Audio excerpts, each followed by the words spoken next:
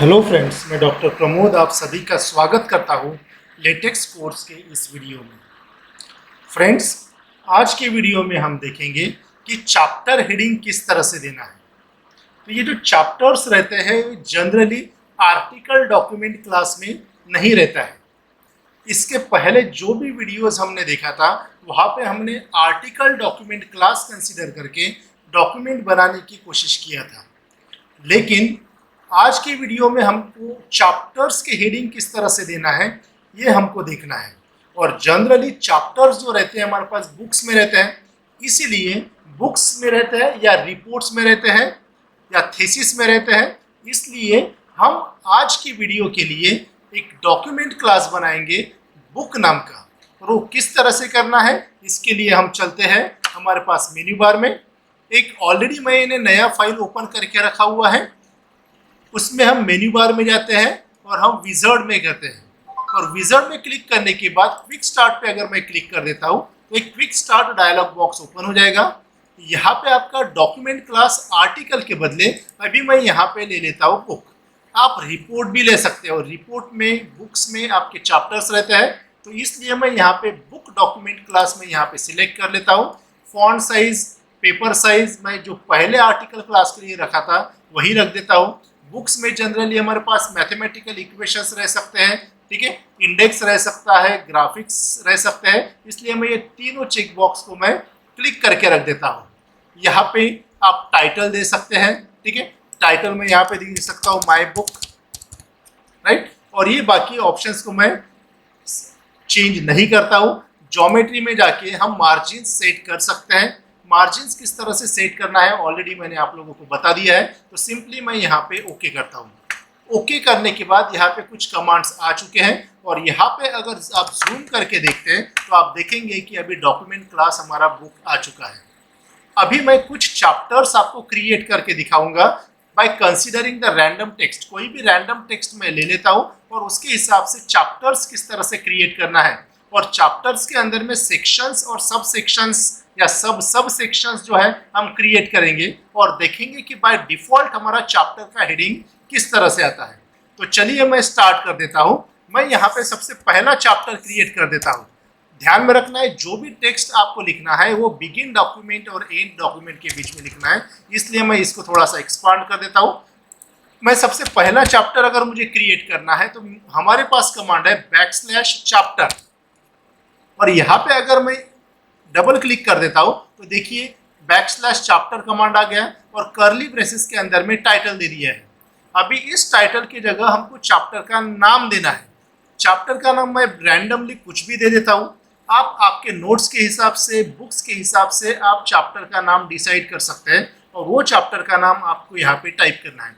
For example मैं यहाँ पे देता हूँ माई फर्स्ट चैप्टर, ऐसा हेडिंग दे देता हूँ। इस चैप्टर के अंदर में अभी आपको पता है कि कुछ आप टेक्स्ट डाल सकते हो, या जो टेक्स्ट रहेगा आप उस टेक्स्ट को सेक्शन या सब सेक्शन में डिवाइड कर सकते हो। तो मैं क्या करता हूँ, यहाँ पे कुछ टेक्स्ट लेता हूँ और उस टेक्स्ट को मैं सेक्शन सब सेक्शंस में मैं डिवाइड कर देता हूँ। तो चलिए सेक्शंस किस तरह से क्रिएट करना है ऑलरेडी मैंने ये आप लोगों को बताया था। तो \सेक्शन करना है, और सेक्शन यानी आपका टाइटल आपको देना है सेक्शन का। तो मैं यहाँ पे देता हूँ सपोज टाइटल 1। आप आपके हिसाब से हेडिंग्स दे सकते हो कंटेंट्स को, ठीक है। और मैं क्या कर देता हूँ, कुछ इस lipsum.com से कुछ टेक्स्ट में पेस्ट कर लेता हूँ। तो मैं यहाँ पे कुछ पैराग्राफ्स कलेक्ट कर लेता हूँ और यहाँ आके इस सेक्शन के अंदर में पेस्ट कर देता हूँ। मैं फिर से एक दूसरा सेक्शन क्रिएट कर लेता हूँ, उसको मैं नाम देता हूँ टाइटल 2 सपोज। इसके अंदर में भी मैं कुछ टेक्स्ट ऐड कर देता हूँ, रैंडम टेक्स्ट में वही पेस्ट कर देता हूँ। इसके अंदर में फॉर एग्जांपल मैं कुछ सब सेक्शन क्रिएट कर लेता हूँ, ठीक है। इस सेक्शन के अंदर में मैं कुछ सब सेक्शंस क्रिएट करता हूँ। ये सब सेक्शन भी किस तरह से क्रिएट करना है ऑलरेडी मैंने आप लोगों को इसके पहले की वीडियोस में बता चुका हूँ। यहाँ पे मैं सब सेक्शन क्रिएट कर देता हूँ, तो मैं इसको हेडिंग देता हूँ, सब हेडिंग करके नाम देता हूँ सपोज सब हेडिंग 1 लाइक दिस। और यहाँ पे भी कुछ टेक्स्ट मैं ले लेता हूँ।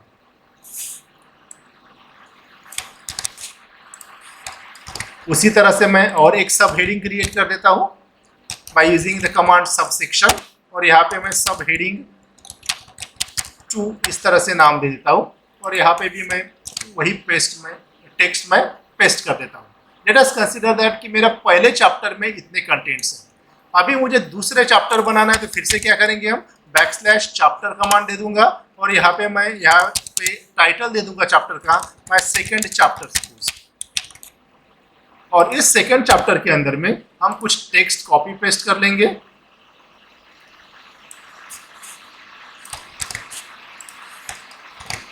राइट। और फिर से मैं ये सेकंड चैप्टर में कुछ सेक्शंस मैं क्रिएट कर देता हूँ। यहाँ पे कंसिडर कीजिए कि टाइटल 3 कर देता हूँ मैं, यहाँ पे भी कुछ टेक्स्ट ले लेता हूँ। उसी तरह से यहाँ पे सेक्शन और एक सेक्शन लेता हूँ और जहाँ पे मैं टाइटल 4 कर देता हूँ। तो मैंने और यहाँ पे भी कुछ टेक्स्ट मैं एंटर कर देता हूँ, राइट। तो ये मैंने रैंडम एक फाइल बनाई है जहाँ पे मैंने 2 चैप्टर्स लिए हैं। पहले चैप्टर का नाम माय फर्स्ट चैप्टर दिया हुआ है और इस चैप्टर के अंदर में मैंने कुछ हेडिंग्स और सब हेडिंग्स और उसके अंदर में कुछ टेक्स्ट मैंने रैंडम टेक्स्ट ले लिया है। उसी तरह से मैंने सेकंड चैप्टर क्रिएट किया है by using the command backslash chapter और इस कर्ली ब्रेसेस के अंदर में उस चैप्टर का नाम आपको दे देना है और कुछ रैंडम टेक्स्ट लेके फिर से कुछ सेक्शंस मैंने क्रिएट कर लिए हैं। आपके पास अगर ज़्यादा चैप्टर्स है तो आप इसको कंटिन्यू कर सकते हैं। चैप्टर्स के अंदर में टेक्स्ट, सेक्शंस, सब सेक्शंस, इक्वेशंस, ग्राफिक्स, टेबल्स, इस तरह से आपके रह सकते हैं, ठीक है। तो समय बचाने के लिए मैंने सिर्फ यहाँ पे कोई रैंडम टेक्स्ट ले लिया है।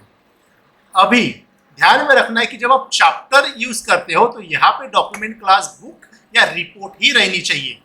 और आर्टिकल डॉक्यूमेंट क्लास अगर आप देखते हो तो आपका एरर आएगा, क्योंकि आर्टिकल्स में कोई भी चैप्टर्स नहीं रहते हैं। तो वो किस तरह का एरर आएगा मैं आपको थोड़ी देर में बताता हूँ। पहले इसको हम रन करके देखेंगे। तो इस बटन के ऊपर मैं क्लिक कर देता हूँ, बिल्ड एंड व्यू के ऊपर। आप देखोगे कि प्रोसेस एक्साइटेड नॉर्मली मैसेज यहाँ पे आएगा और यहाँ पे पीडीएफ मेरे पास क्रिएट हो चुका है। इस पीडीएफ को मैं आपको पीडीएफ व्यू में दिखा देता हूँ। तो आप देखेंगे यहाँ पे जो मैंने चैप्टर कमांड दिया था उसके हिसाब से ये चैप्टर का हेडिंग ऑटोमेटिकली क्रिएट हो चुका है। ये डिफॉल्ट स्टाइल है चैप्टर का। आप इस चैप्टर के स्टाइल को चेंज कर सकते हो।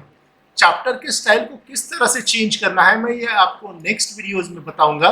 फिलहाल मैं डिफॉल्ट स्टाइल कंसीडर करके चलता हूँ। तो देखिए चैप्टर जो हेडिंग कमांड दिया था उसके हिसाब से बाय डिफॉल्ट ये चैप्टर का हेडिंग आ चुका है। उस चैप्टर के अंडर में हमने अलग अलग सेक्शंस और सब सेक्शंस बनाए थे। तो पहले सेक्शन के लिए ऑटोमेटिक नंबरिंग, ये पहला चैप्टर है इसलिए इसका रिलेटेड पहले सेक्शन को नंबरिंग आया हुआ है 1.1, दूसरे सेक्शन को नंबरिंग आया 1.2 और उसका टाइटल था 2। और इस टाइटल के अंदर में उस सेक्शन के अंदर में हमने कुछ सब सेक्शंस बनाए थे। तो देखिए सब हेडिंग के अंदर में आपका आया होगा 1.2.1, उसी तरह से 1.2.2। और ये होने के बाद यहाँ पे हमारे पास फर्स्ट चैप्टर खत्म हो गया है और दूसरा चैप्टर हमारे पास नेक्स्ट पेज से चालू होता है, क्योंकि कोई भी नया चैप्टर हमेशा हमारे नए पेज से चालू होता है। तो ये सेकंड चैप्टर एकदम हमारे पास नए पेज से शुरू हुआ है और हमेशा ये जो चैप्टर्स रहते हैं वो ध्यान में रखना है कि ऑड पेजेस से ही चालू होते हैं।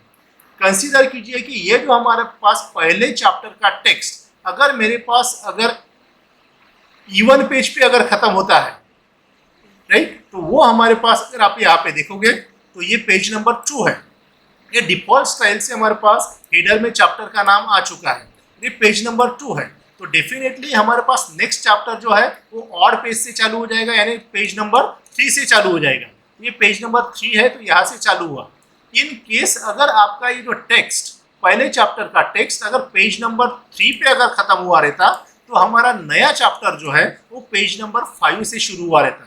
मैं आपको थोड़ी देर में बताता हूँ, कुछ एक्स्ट्रा टेक्स्ट मैं उसमें ऐड करता हूँ। तो यहाँ पे जैसे कि हमने देखा हुआ है कि चैप्टर 2 क्रिएट हुआ है। चैप्टर 2 में हमने कुछ टेक्स्ट लिखा था हमने, और टेक्स्ट के साथ साथ यहाँ पे हमने सेक्शंस और सब सेक्शंस दिए थे। तो वहाँ पे हमारे पास सब सेक्शंस भी क्रिएट होके आ गए हैं, राइट। तो इस तरह से बाय डिफॉल्ट चैप्टर की हेडिंग यहाँ पे आ चुकी है। आप जितने भी ज़्यादा चैप्टर्स इंक्लूड करोगे ये नए नए चैप्टर्स नए नए पेज पे आपके क्रिएट होते जाएंगे।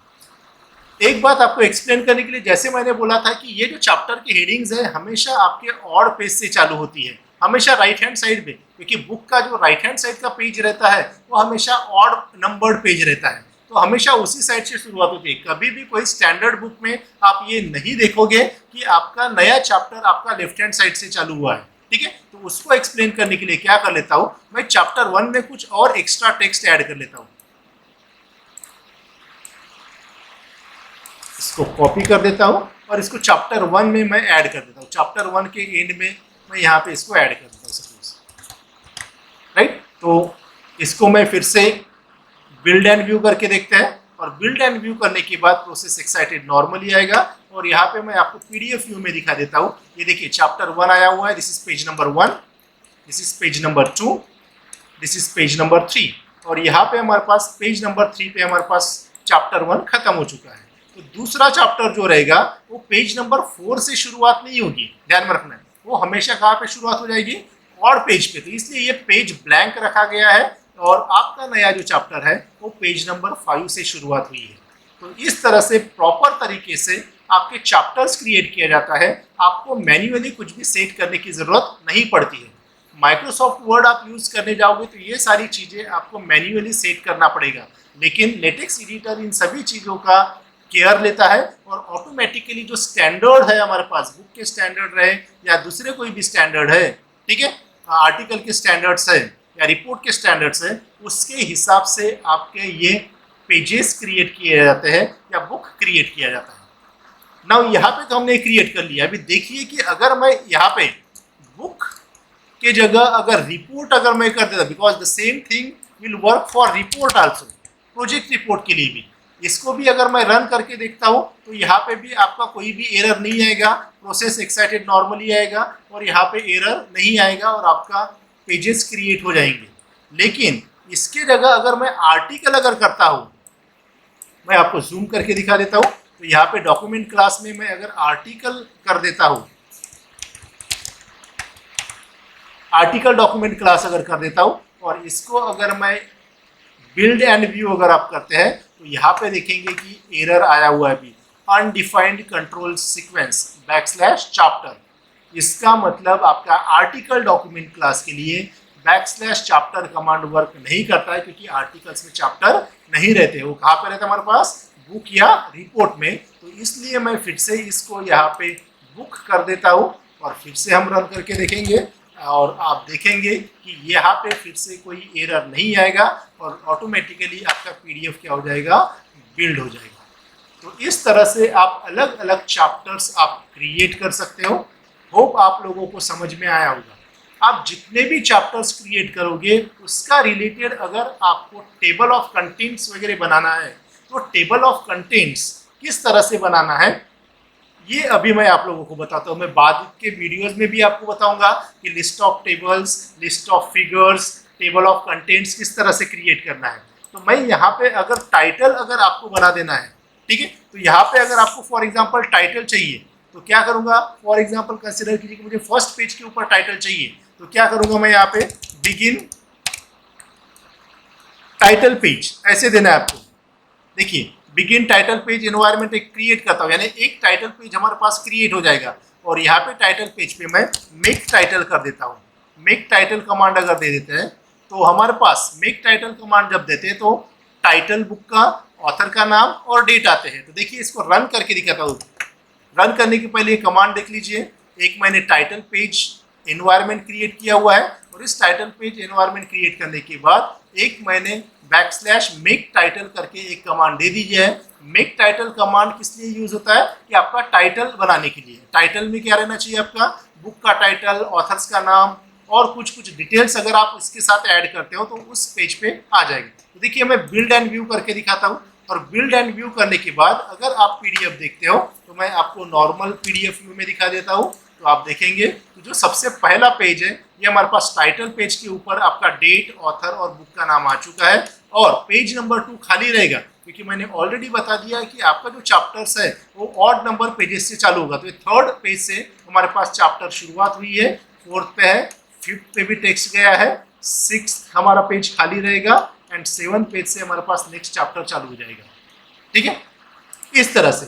फॉर एग्जाम्पल फिर से अगर मुझे टेबल ऑफ कंटेंट्स अगर चाहिए, जो भी मेरे कंटेंट्स है चैप्टर्स में, अलग अलग चैप्टर्स में या इस बुक में, उसका रिलेटेड मुझे टेबल ऑफ कंटेंट्स बनाना है। कौन से पेज के ऊपर कौन सा कंटेंट है, ठीक है, कौन से हेडिंग्स है, ये मुझे अगर जानना है तो क्या करना है, यहाँ पे \मेक टेबल ऑफ कंटेंट्स, ये कमांड है, देखिए यहाँ पे पॉपअप होके आ गया है टेबल ऑफ कंटेंट्स। इसको मैं सिलेक्ट करता हूँ तो बैकस्लैश टेबल ऑफ कंटेंट्स ये कमांड अगर मैं यहाँ पे यूज करता हूँ तो आपका टेबल ऑफ कंटेंट्स ऑटोमेटिकली बन के आ जाएगा। फिर से मैं यहाँ पे बिल्ड एंड व्यू कर देता हूँ और बिल्ड एंड व्यू करने के बाद आप देखेंगे कि process excited normally and here in this case PDF आपका यहाँ पे बिल्ड हो जाएगा और आप देखेंगे कि पहले पेज के ऊपर आपका टाइटल है, देन सेकंड पेज खाली रहेगा। टेबल ऑफ कंटेंट्स यहाँ पे क्रिएट हो चुका है। अगर आप देखोगे कंटेंट्स, मैं आपको पीडीएफ व्यू में फिर से दिखा देता हूँ। देखिए फर्स्ट इज टाइटल पेज, उसके बैक साइड में कुछ नहीं रहता है।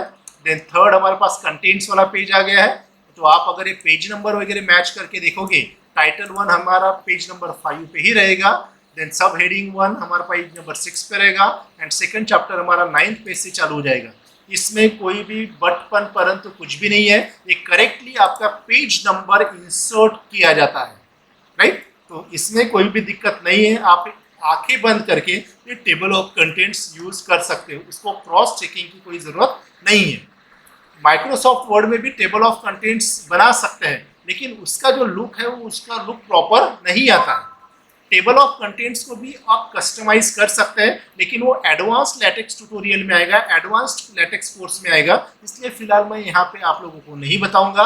एक प्रॉपर बेसिक तरीके से टेबल ऑफ कंटेंट्स किस तरह से बनाया जाता है, तो उसके लिए सिंपली एक ही कमांड से हमने क्या किया है, सिंपली एक ही कमांड दिया हुआ है और एक कमांड का यूज करके हमारे पास table of contents automatically create हो चुका है। तो इस तरह से आपके चैप्टर्स, देन टाइटल और आपके टेबल ऑफ कंटेंट्स आप लोग बना सकते हैं। होप आप लोगों को समझ में आया होगा।